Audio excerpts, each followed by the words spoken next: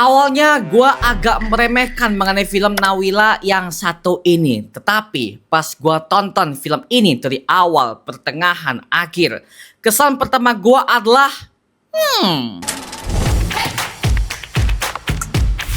Moga-moga aja bagus ya karena dari dulu udah sebenci-bencinya film komedi dan kita semua yang udah pernah baca komedi umum ya. Aku sendiri, hatiku sendu sama Ida, sama Bud. Hello Mario Booster, selamat datang kembali di channel Mario Angelo. Oke, jadi ini masih waktu lebaran ya, dan dimana gue udah menonton semua berbagai macam film-film yang akan gue nikmati di akhir bulan Maret tahun 2026 ini cuy. Yang pertama kemarin gue bisa nonton mengenai filmnya Pelangi di Mars. Yang kedua gue bisa bahas mengenai breakdownnya Spider-Man Brand New Day trailer. Dan juga gue akan menonton seriesnya Daredevil Born Again season kedua besok untuk MCU Multiverse Saga. Dan sekarang gue mendapatkan sebuah bentuk film yang akan gue tunggu di tahun 2026 ini, yang ternyata film ini akan dikerjakan oleh sutradara yang pernah mengerjakan film animasi Jumbo. Yang dimana seperti kalian tahu ya, film animasi Jumbo ini merupakan sebuah bentuk film animasi paling tergila tahun 2025, dan bahkan film ini udah mencapai 10 juta penonton di Indonesia. Dan akhirnya film ini didistribusikan kepada berbagai macam negara-negara luar seperti Amerika dan juga Singapura, bahkan Malaysia, serta berbagai macam negara-negara barat yang menayangkan film Jumbo yang satu ini. Dan sekarang akhirnya Bang Rian ini udah mengerjakan sebuah film lain yang bertemakan anak-anak tapi juga mengandung sebuah drama keluarga yang sangat kental banget, yaitu adalah film Nawila. Nah, awalnya gue berpikir apa sih film Nawila ini kok nggak jelas banget, padahal dalam segi judulnya juga yang gak ada masalah sih, cuman kenapa namanya Nawila. Nah, pas gue tonton mengenai trailernya bahkan posternya, jujur premisnya membuat gue sangat penasaran banget. Karena apa? Karena film ini akan mengangkat sebuah tema cerita tentang anak kecil yang menghadapi semua lingkungan yang gak mau menerima dia sebagai etnis Tionghoa, Pak. Jadi intinya film ini akan menceritakan tentang persahabatan sekaligus rasisme yang sangat kental banget di era tahun 1960-an. Yang which is hal ini sangat menyindir kepada zaman sekarang. Karena ya, mohon maaf men, yang namanya rasisme, entah itu agama, suku, ras, itu semuanya masih ada sampai sekarang. Dan bahkan sampai sekarang masih menimbulkan korban-korban jiwa yang gak bersalah. Makanya Bang Rian sebagai kreatornya akhirnya dia memutuskan untuk mengerjakan film seperti ini agar supaya kita bisa jauh lebih hati-hati terhadap lingkungan kita. Oke, jadi pas gue ketika nonton, gue mendapatkan banyak banget pembelajaran ya. Meskipun film ini bertemakan seperti anak kecil, tapi untuk impactnya juga nyampe kepada orang dewasa, terutama kepada orang tua yang baru pertama kali punya anak. Dan gue sebagai orang yang masih single ini ya, anjay single, ya gue juga menikmati dalam segi bentuk value plot ceritanya, impactnya seperti apa, bahkan bagaimana bentuk kehidupan anak-anak yang sangat indah banget. Karena ketika Bang Rian mengerjakan sebuah film ini, jujur aja ya, patternnya hampir sama seperti Jumbo, yang dimana dalam segi bentuk impact anak-anaknya, bagaimana bentuk pergaulannya, semuanya sangat indah banget men. Apalagi ini masih di era tahun 1960-an. Semua games pada zaman itu juga masih sangat-sangat klasik banget ya, seperti kayak ada gerobak sodor, ada sembunyi-sembunyian, layangan, segala macam. Pokoknya sebuah permainan yang pernah gue alami dulu ketika masih di era-era tahun 2000-an awal. Jadi ya, gue sebagai penonton juga agak ke nostalgia kepada zaman gue kecil dulu sih. Jadi ya sangat ke callback banget buat kita sebagai orang dewasa yang pernah merasakan masa-masa keindahan itu ya. Kasar banget ya buat zaman sekarang ya, dimana maaf ya, zaman sekarang itu anak-anak udah nggak pernah main lagi hal-hal semacam itu di sekolah. Karena ya zaman sekarang semua udah serba gadget men. Oke, semuanya udah serba gadget. Jadi ya dalam segi bentuk permainan semuanya udah sendiri men. Gak ada seperti kayak zaman-zamannya kita main gerobak sodor lah, main sembunyi-sembunyian lah, main boy-boyan lah. Jadi ya ada banyak permainan yang klasik yang pernah kita mainkan di era jauh sebelum ada internet. Jadi ya wow, itu membuat gue sebagai penonton masih mengingat masa kecil gua pribadi, men. Jadi ya, waduh Bang Rian, thank you loh udah membuat gua bernostalgia meskipun dalam segi bentuk eranya jauh lebih tua lagi ya. Itu era 60-an udah tahun-tahunnya orang tua gua, Pak.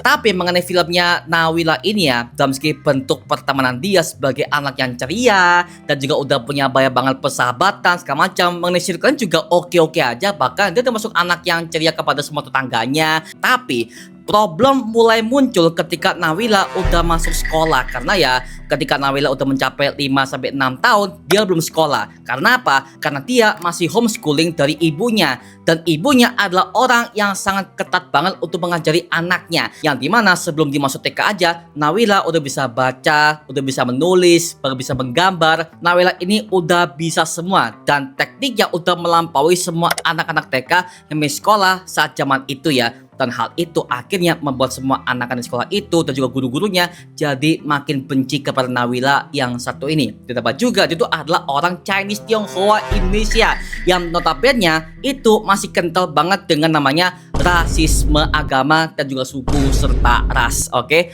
Dan hal ini juga membuat kita callback kepada zaman sekarang, yang dimana maaf banget ya, zaman sekarang ini yang namanya pembulian ras, pembulian agama, pembulian suku sampai sekarang masih ada, dan bahkan udah mengorbankan semua korban-korban yang gak bersalah, Pak. Oke, jadi ya mengenai film ini juga memberikan sebuah bentuk teladan kepada semua anak zaman sekarang bahwa lingkungan adalah nomor satu untuk dipertimbangkan untuk bisa bertumbuh menjadi orang yang jauh lebih baik lagi. Jadi film ini bisa memberikan dua sisi yang berbeda. Yang pertama kepada anak-anak yang dimana mereka bisa bertumbuh dengan lingkungan yang tepat. Yang kedua adalah dari sisi orang tua yang baru pertama kali punya anak di zaman sekarang. Seperti itu, makanya ya lagi-lagi film ini untuk impactnya sangat luas banget, dan gue suka mengenai hal itu, Ci. Azek, gila sih.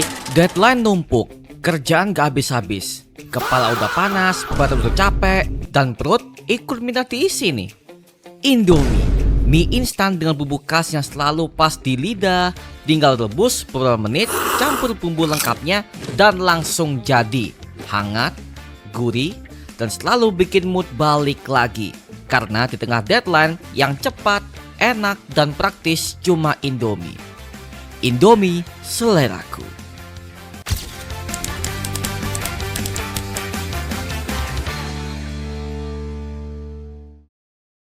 Kemudian nextnya aku ingin membahas mengenai semua lagu-lagu yang berada pada filmnya Nawila yang satu ini, yang dimana untuk pengemasannya hampir sama seperti film Jumbo. Tapi di film ini mengenai lagu yang paling membuat gue begitu terngiang-ngiang itu, mohon maaf ya, itu nggak ada seperti film Jumbo. Memang di film ini akan ada tema-tema musikal yang diangkat. Contoh seperti adegan ketika si Nawila ini nyanyi bareng si Dul, yang dimana Dul ini udah punya kaki yang udah diamputasi karena kecelakaan kereta dan digantikan dengan kaki palsu, kaki kayu. Tapi lagunya indah, fun, gue suka. Tapi lagi-lagi gak terngiang-ngiang seperti film Jumbo. Nah, kalau di film Jumbo ada satu lagu, tapi lagu itu terngiang-ngiang sepanjang film. Jadinya apa?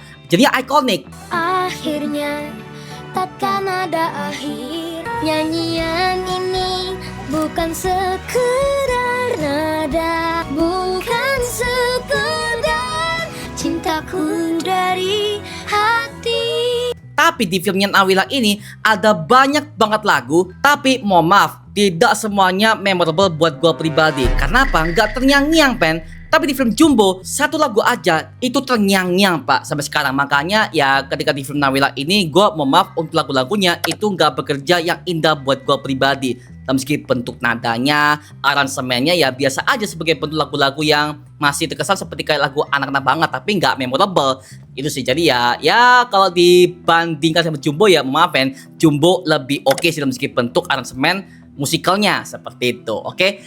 Dan juga yang paling gue suka tuh adalah ketika pengembangan animasinya, Pak. Karena di film ini akan ada banyak banget animasi. Dan jujur gue suka. Karena apa? Karena setiap penempatan animasi di film ini semuanya rapi dan juga terstruktur dengan gitu men. Yang dimana hal itu bisa memberikan sebuah bentuk theater of mind kepada para penonton, terutama kepada para anak-anak yang menonton mengenai film ini pak. Contohnya adalah ada sebuah adegan ketika Nawila ini akan membongkar sebuah radio, yang dimana dia curiga kalau di radio itu ada orang yang terjebak di dalamnya. Kan polos banget ya, tapi mengenai pengemasannya, bagaimana bentuk animasinya, semuanya bagus men. Jadi ya secara bentuk imajinasi anak-anak itu nyampe banget dan gue suka sih. Dan juga gue pengen bahas mengenai parentingnya pak. Nah karena ini berada di era tahun 1960-an, pastinya dong mengenai semua parentingnya, semuanya pasti akan keras men.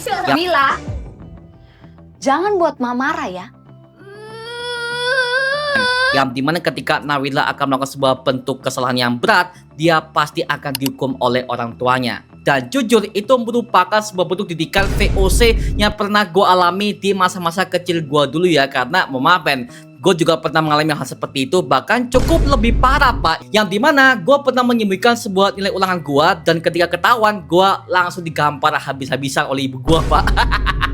Itu sebuah bentuk hal yang pernah gue rasakan, dan gue akhirnya menjadi orang yang disiplin sampai sekarang cuy. Tapi ya mengenai hal itu, wow, gue lebih parah men, lebih parah sih. Anjir lah, gue kayak ternostalgia dengan masa kecil gue pak. Tapi ya lagi-lagi men, that's only past ya, anjir lah.